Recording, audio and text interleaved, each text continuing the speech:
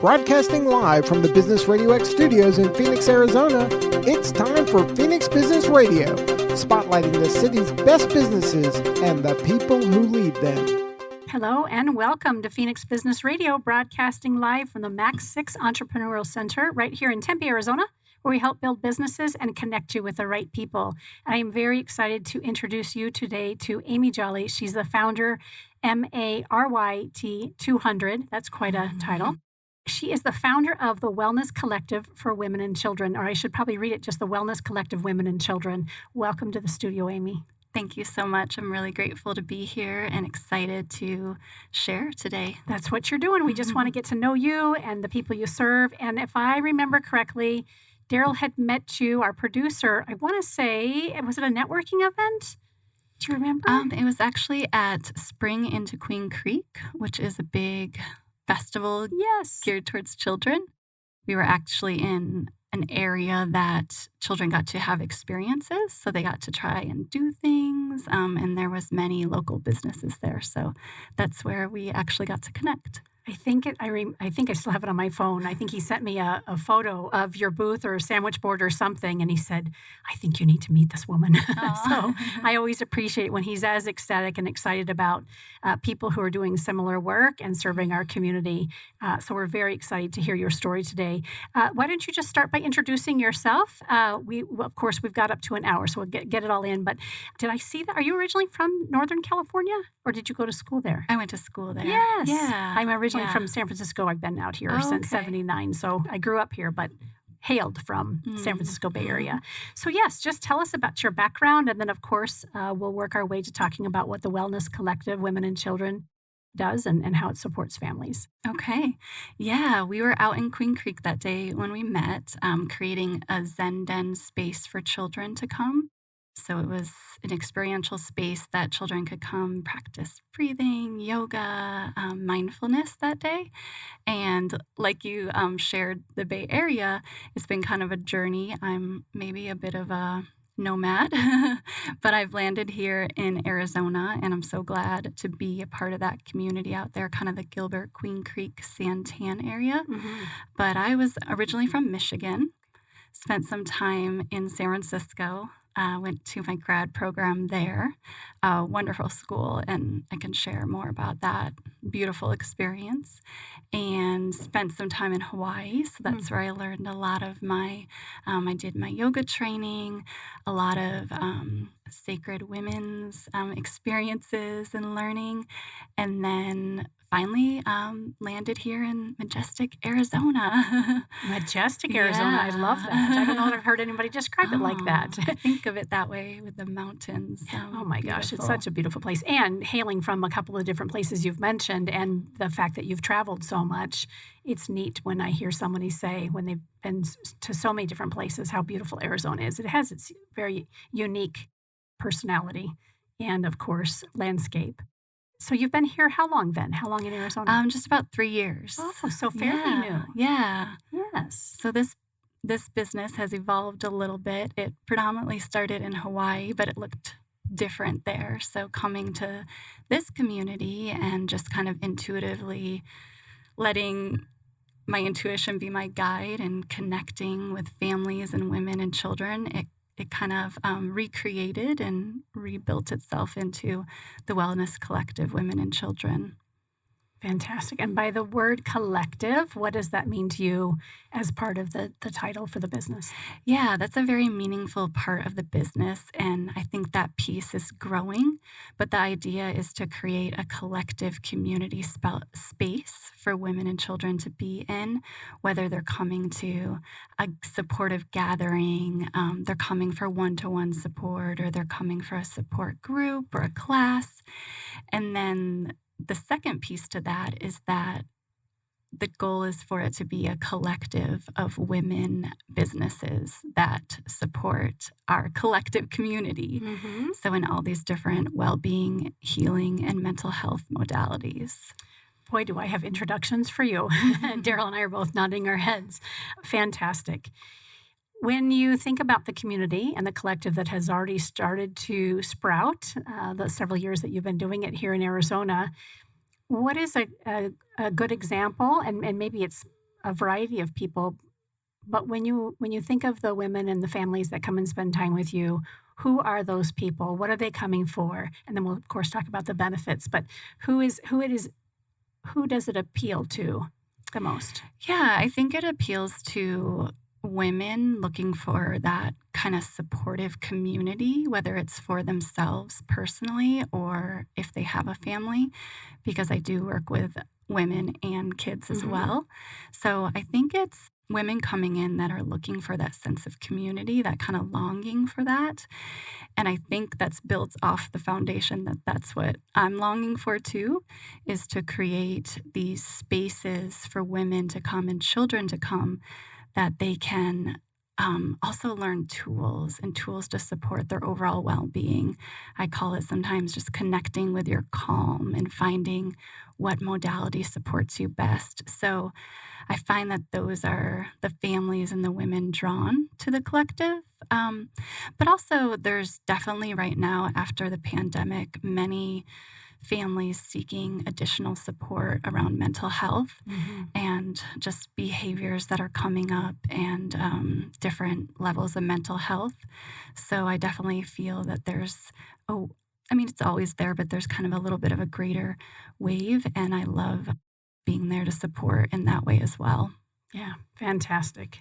You have a lot to offer at the Wellness Collective, Women and Children. I noticed that you mentioned, of course, the mental health and well-being sessions for women and children, community classes for yoga, Girls Circle Zen Den, which you talked a little bit about the event that you were at, Circle of Friends, Feeling Class for kids, Kindness Circle groups, nourishing events. Wow. Do you do this all on your own, or do you have other instructors that come in and help as well? All of that you shared is me right now. Impressive. Yeah, but the vision is that finding like-minded women to co-create with, and I feel like that's unfolding. But I also want to make sure that it feels like nourishing and authentic. And so I've just been letting myself kind of be intuitively guided, and along my path, I continue to, it seems like, find the right connection. Yep. Oh, it's so wise. Yes. Tell us about your background. So you mentioned that you were kind of a nomad. What drew you to this work, and has it always been part of your fiber since you landed here on Earth? Yeah, I think that would be true in saying that. I believe that my journey's taken a while, but I've always kind of been on the same thread that I consider myself a highly sensitive, empathic woman. I feel like the work has kind of slowly unfolded, but I've always been on this path of helping to support women and children in this kind of modality of looking at the whole person and the mind, body, spirit. And really, I think it's been my journey as well, is just finding my deepest, authentic truth of who I am. And I feel like we come into this world as like this magical, beautiful light with so many gifts. And we journey in the world that different things come up, challenges, and there's kind of like layers that are put on us. So I'm either hoping to help children with tools like right at the youngest age possible, that 0 to 5, or, helping women a little later in life when they're kind of going through a big transition, something difficult, and helping them just come back to that, deepest truth, most authentic self, and, honoring that and having that appreciation and self-love. Which we would hope that when we land on this earth, that we know we all come into our life with that love and that opportunity. The light can often quickly get squashed and over and over again. So yes, there's times that we can enhance, and there's times we have to rebuild and repair it. Yeah, grateful for the work that you do. Yeah, tell us a little bit about your schooling. You had mentioned in the introduction that you might want to talk a little bit about the experience that you had. Yes, I'm curious about the magic behind your training and the experiences. Yeah, I was so grateful that I ended up in the Bay Area and I wasn't entirely sure like the path I was trying to take, but I came across a school. It's got a long name, California Institute of Integral Studies, and it's in San Francisco. And the program that I got to be a part of was a focus on it's counseling psychology, but a focus on integral psychology. So that mind, body, spirit, and that blending of, intuitively, whatever therapeutic ways that you want to work with, you can do that. But what's really beautiful about the program is that we were a cohort of about maybe 25 of us. And our whole program began at a retreat. So we went for 7 days immersed in psychology practices, all kind of like not knowing each other either, and arriving there all on this journey, uncertain what we were really getting ourselves into, but this beautiful retreat center in Northern California. And there's just an immersion into the program in that week. Right away. Yeah, yeah. And I remember our instructor was late and we were all like, is this a part of it? We don't know each other. Like, are they, doing some kind of psychology thing with us? And it was just a really beautiful experience. And then throughout the year, we would meet for a long weekend. So we were again immersed in everything like Friday, Saturday, Sunday, this small cohort, and getting to learn from some amazing professors and amazing advocates and people within the community in San Francisco and the Bay Area. So it was really, I feel like it was a magical experience. And also I got incredible clinical experience. So working in schools and community mental health. So it was a wonderful experience for sure. And was that your first experience like that, certification and professional, this is what I'm doing? I don't know what it looks like yet, as you mentioned, but that was the first experience like that. Yeah. I feel like in undergrad school, I must have changed my major like 10 times. Like most of us. Yeah, I was trying to figure out. I did land on communication studies and women's studies, so I was kind of guided in this way. Yeah.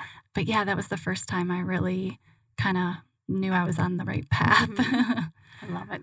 When I had my oldest two kiddos, 27 and 25, they are now, I was going through postpartum depression at the time that they were, I think, just a newborn and a little over 2. And I was trying to figure things out. I had read all the books on being a parent and would skip to the postpartum depression section and think, not me, like I had a choice. And I literally 3 or 4 books would skip over and like, yeah, that's not going to be me. Well, sure enough, bam, it was almost immediately.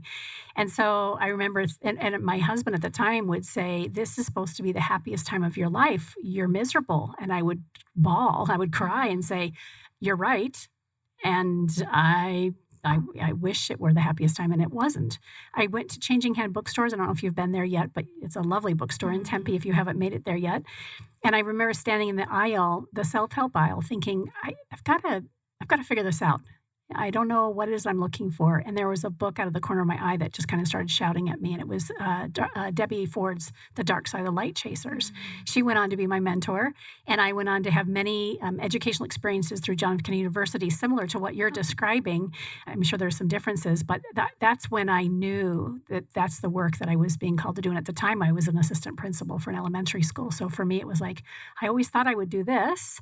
And then, wow, things opened up based on my own need to heal and my own need to accept where I was at right in that moment. So similar experiences. And then you went on to Hawaii after San Francisco? Yes. Yes. So what was that experience like? And did you work as well as get educated there? Tell me a little bit about that experience in your journey. Yeah, definitely. I ended up relocating there and working with the public education system there, working with behavioral support within the schools. I had come from a charter school in the Bay Area, so it looked a little different. And but I did work for the first time in a high school with teens, and then switched back over to working with the elementary kids. And it was definitely gave me a great learning experience, but it wasn't really the right fit for me.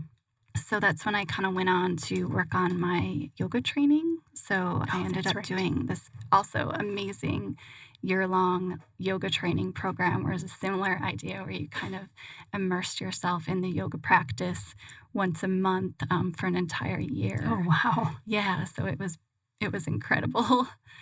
And then I also met, I feel like is a sister friend, but she was a mentor at the time too. And she taught me something called the Sacred She practice. And it's like a women's yoga embodiment, women's circles. And she really opened my eyes to that experience. She would host these full moon circles, like up overlooking the ocean on a mountain in Hawaii. So really immersing in the like beauty of Hawaii, and then also this first time experience of being in these circles of women, and what that support really felt like. And I think I had a deep longing for that, and it was really beautiful as well. So yeah, a lot of different things unfolded there. For me professionally, I also met the love of my life, my husband, there, and he was with me at the event where I first kind of came about to meeting you. Yeah. And he's incredibly supportive. He couldn't be here today. He's kind of more of the background Behind scene. the Yeah, scenes behind guy. the scenes. He's loading up my truck with yoga mats Oh. and cutting out flyers late at night. So good. And, all the different, he plays many roles. So I met him and we had our son there. So a lot of magical things happened in Hawaii for me, Yes. professionally and personally. So good. How did you find your way to Arizona then? I know you love it here. Yeah. What called you to be here in Arizona? My husband has roots here, Oh, so okay. he's from here, and I got to visit on quite a few occasions. And prior to meeting him, my lifelong best friend had lived here forever. We've known each other since we were 5. She's always showing up at my events. She's another supportive, helping, incredible woman that comes and helps with things too. So I had visited often. But yeah, we decided to relocate back to the mainland just to be closer to family and friends that we had known for a long time and be able to have that kind of community for our growing family. Mm-hmm. So And that's how old is your son?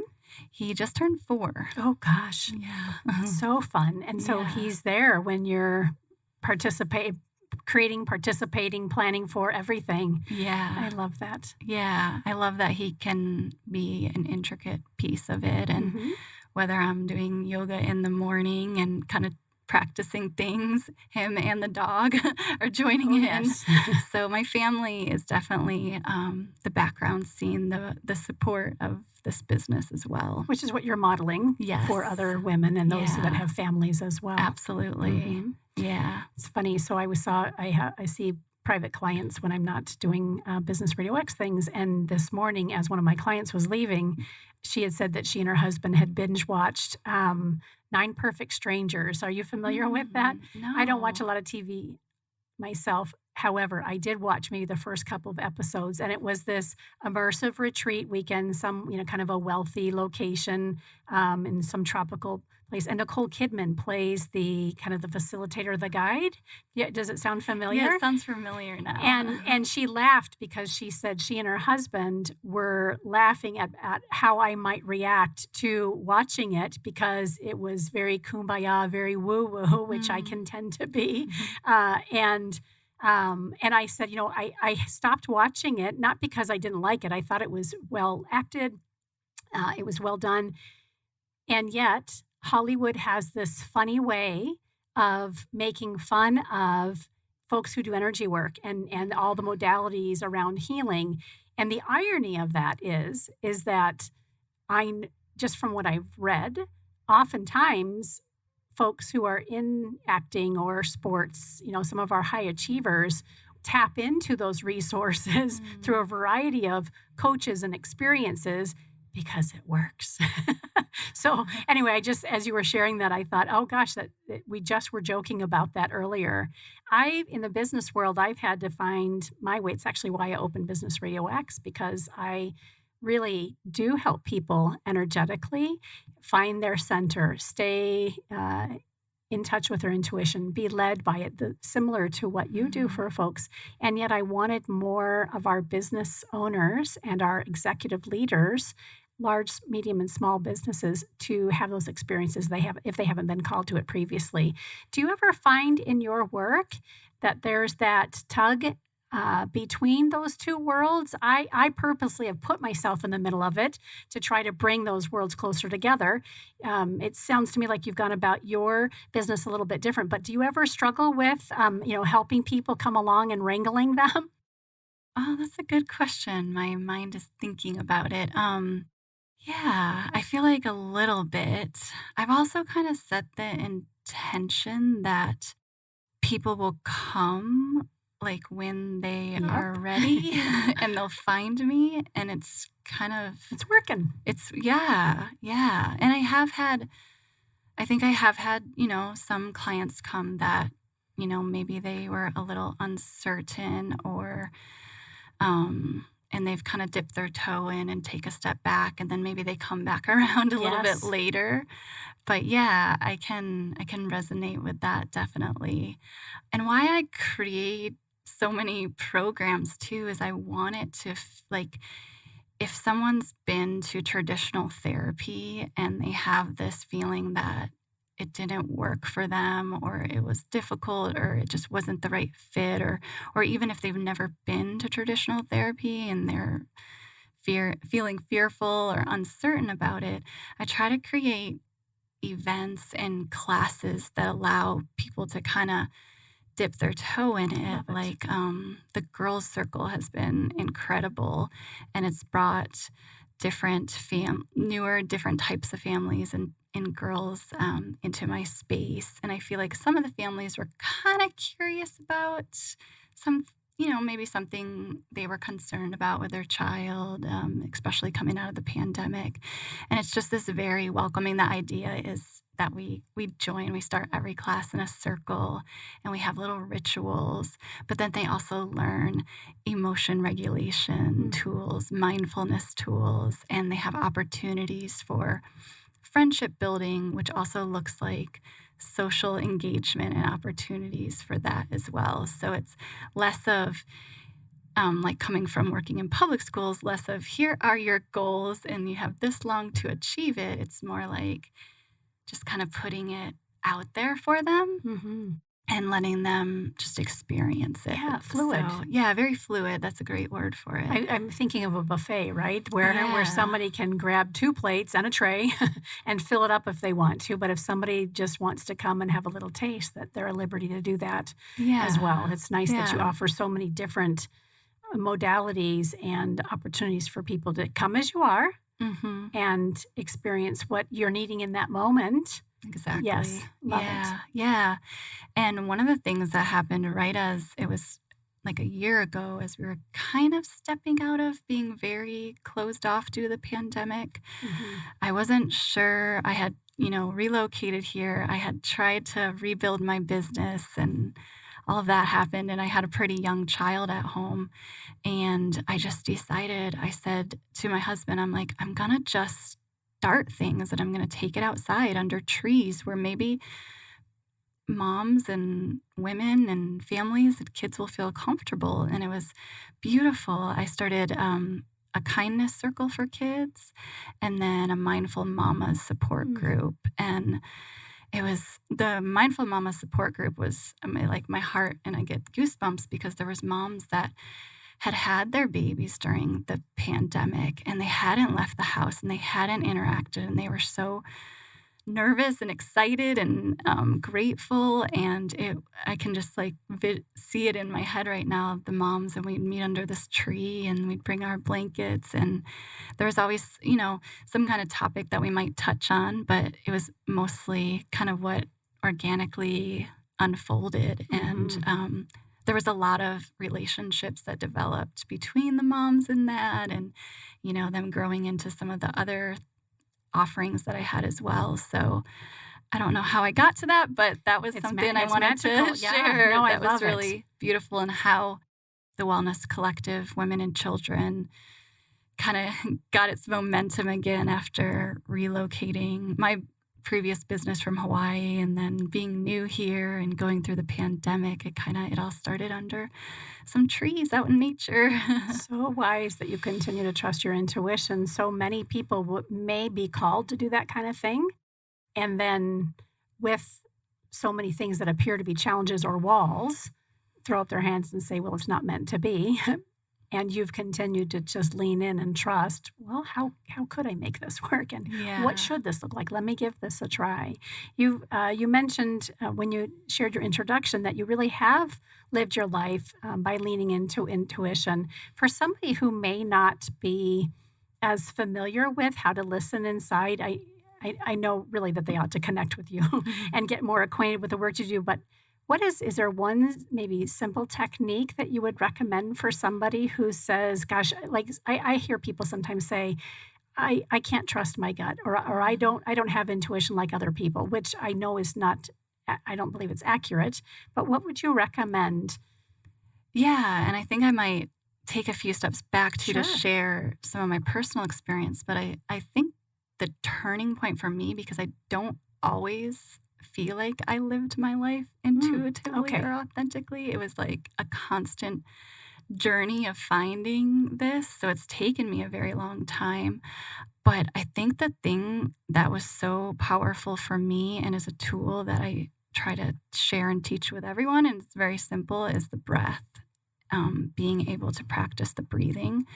And I feel like I had a lot of anxiety as a child. I was a highly sensitive child in a world that didn't understand that, and I didn't understand that within myself either. I was sensitive, and I was empathic, and I was feeling deeply, and I was feeling other people's feelings, and I was being labeled as quiet and shy, and I was like, but no, I'm not quiet and shy because I have so much to share, and when I share something, everyone's always like, oh, it's like, I just need a little more, I need a little time. And so, yeah, I feel like it's been a journey for me. And I think maybe in my late teens, 20s, I finally stepped into a yoga class. Mm. And at first it was about, oh my gosh, how do I do that pose with the person next to me? And oh my gosh, like so much more anxiety.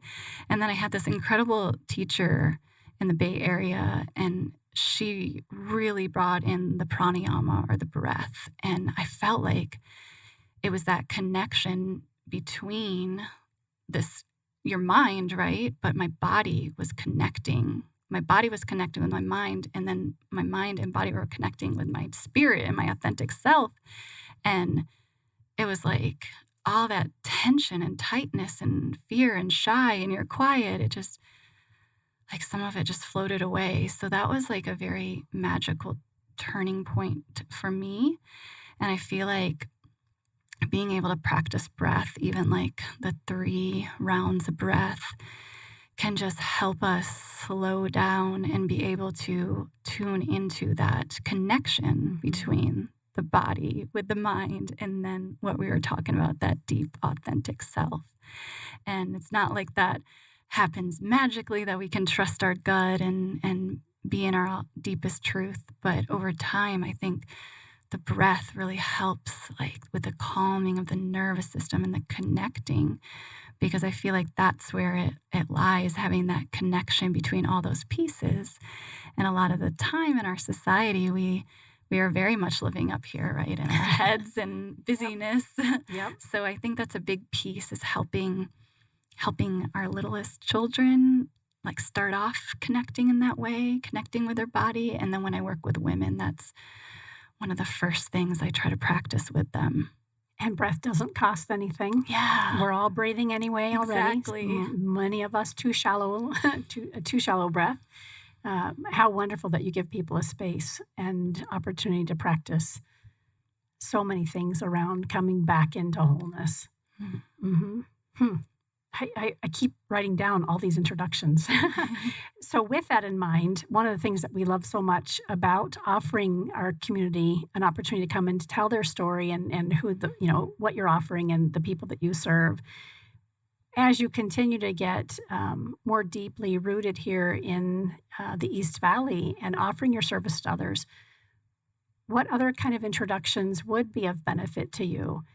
So when Daryl and you met at the event, and he said, I think you need to meet Karen, come be on a show with us, he was right on the money.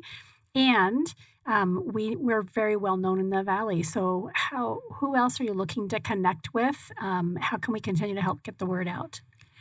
Yeah, I loved that connection because I love when someone says something like he walked over, he had a completely different booth that he was working with and shared more about you. And I just love those, like, I don't know what it's called, those magical chance, kind of meetings. So, yeah, I just continue to welcome predominantly, the collectives about women-owned businesses and continuing to connect with like-minded women that are supporting our community through well-being, mental health, and finding healing for women and children, and whatever that might look like, whether they're doing energy work, whether it's Reiki or massage or coaching. All these things. Yeah. And what's, I think, meaningful too is that I've heard that there's not, in like the Santan Valley, Queen Creek area, there's not as much. Everyone's always having to drive to Tempe or Phoenix or Scottsdale. And I was kept being kind of drawn to these areas because it seemed like there was more out here. And I kept hearing women say, like, oh, thank you for your dedication to our community. There's nothing out here like this. Please stay. And when I had taken the classes outside and then I had moved into a rental space and then moved out, that's what I kept hearing is like, thank you for staying. Thank you for sticking with it. Like, we need you. And then I feel like more and more over the last couple months, there's been different women in the healing modalities reaching out to say, how can we co-create? Like, I'm out here too. Yeah. So that's, I think, an important thing to kind of bring this sort of work and these offerings to that community, because it seems like we're always, doing the 30, 45-minute drive and kind of bringing more of it out to that community as well. So as you're chatting, I'm looking up the name because I wanted to make sure I had it correct. I've got lots of introductions, and I feel like it's worthy to give a handful of shout-outs. Jennifer Lindley and Constance Wilson both are in the Economic Development Department for the city of Queen Creek. Okay. And we had them on not too long ago. Both are moms. I think it was Constance that just had her most recent little one. So would love to make an introduction. I got to head out to Queen Creek not too long ago, and we had lunch at the old Ellsworth Brewery, Okay. and got to meet the owners. And again, just women who are wanting to help Queen Creek and that whole area flourish. So that would be a great connection. And then this is a little bit different area of the world, from Montenegro, actually, just outside of Italy. We just had Jasna, who created an app called Flourish around mindfulness. So shout out to our recent guest. We just published that podcast today as well. I think you two would really resonate with each other, so we'll make that connection. And then Jennifer Burwell is a very good friend of mine. She's also the host of her own show here at Business RadioX called The Messy Middle. And she founded a company called Mother and Founder Co. And she's all around women in business and the wellness around family, healing trauma, and all of that. So, and I believe does Jennifer live in Gilbert? I think Jen's in Gilbert. Phenomenal. She used to be the vice president of this MAX 6 facility and just recently made this transition. And then, of course, my shout outs would not be accurate if I did not also include the Mind Well Collective, which is Michelle Jones' group, and a dear friend, Kelly Lorenzen, also does her show, Collaborative Connections. Kelly introduced me to Michelle. And then my trauma healing guide for my own personal need a couple of years ago, Julie Gustafson. And after a tragic situation with my ex-husband, my son and I both had a need to go have some trauma work done. And I met Julie through Kelly. And I'm now certified trauma guide myself. And a good portion of my private practice is around helping people heal through trauma. I think it'd really be a neat connection for you and Kelly and Julie and Michelle.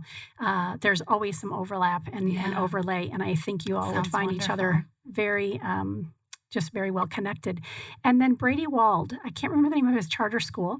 Maybe it's Liberty Charter Schools in Mesa. Brady was a guest of ours not too long ago. I keep looking at Daryl for help. He's so good about that. Brady would be another great soul for you to meet. It's a charter school that really emphasizes the whole child, the whole family, the community, mindfulness, breath work, everything. And he is setting the pace like none other that I've seen, and a father himself. So again, I got my little list going, but I wanted to make sure that I said it out loud, because I will send them, of course, the link to the podcast and say, you've got to get to know Amy, and vice versa. I hope you'll get to know them as well. I really love hearing about all of them, and now I'm just hanging on the last one, the school. But I would really love to be connected with a school that's like-minded as well. Yeah, for sure. And I think he'd be he's been in the in education for years. In fact, it's funny, after we did the interview, or maybe it was in the middle of the interview, we realized we had a connection. I used to be an educator myself in Kyrene School District here in the East Valley. And one of my dear friends and clients, they used to teach together. So he, I think, might be that kind of person with your background in having worked with the charter schools and public schools, in addition to his current work here in Arizona. There might be some great introductions for you as well. So that's what we love to do, right? We connect the dots and we make the connections. Oh, yes, we're looking at the screen above Daryl and seeing all the neat flashing of the shows that I've just mentioned. So I do love you sharing about the education piece, because that is more of the work that I did in Hawaii. So I was working with our youngest preschools and bringing in social emotional learning, mindfulness, yoga programs. And I just that work hasn't translated here so much. So I would love to be connected with a school for sure. Good. Yes, well, we will make sure I'm writing down another connection. This is wonderful. Tell us where we can find you. Do you have social media pages? What's the best way if somebody's listening today and they're like, oh gosh, I really want to learn more. I want to get to my first class or my first circle. How do they find you? Yeah, I'd say the biggest social media is Instagram. So on Instagram, I'm Wellness Collective WC. That's where I'm that's my social media jam right now. Good. So Instagram, Facebook, starting to get into TikTok. Wow, good for you. And then we also have our website. So that's wellnesscollectivewc.com, that you can find a lot of more in-depth information as well. Excellent. Very excited to meet you. Daryl was right to get us connected. I'm sure we'll have many more conversations and hopefully find an opportunity to work with each other going forward. The Wellness Collective Women and Children, we've been fortunate to have time with Amy Jolley today. She's the founder. And out there in the Gilbert, Queen Creek, Santan area, and really all of the valley, all of the places. It's been a pleasure to get to know you today. Thank you again for sharing your story with us, and all the success and good life and love to you. Thank you so much for having me today. I'm really grateful. And yes, I think there'll be more conversations between the two of us. For sure. Thank you. Absolutely. You've been listening to Phoenix Business Radio, broadcasting live from the Mac 6 Entrepreneur Center right here in Tempe, Arizona. Some media leans left, some lean right, and we lean business. Until next time, I'm Karen Nowicki. Thanks for listening.